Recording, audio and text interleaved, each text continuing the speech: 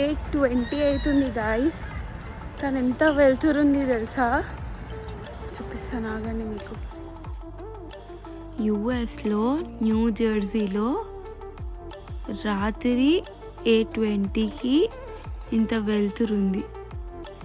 మన ఇండియాలో అయితే ఈ పాటికి చీకటి అయిపోతుండే, కానీ ఇక్కడ ఇంకా ఇంత వెళ్తురుంది.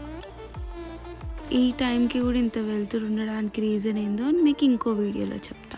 అసలు 8:20లకు కనిపిస్తున్నా ఎక్కడి నుంచి అయినా. రాత్రి 8:20, పొద్దున కాదు, రాత్రి 8:20కి ఇంత వెళ్తురు.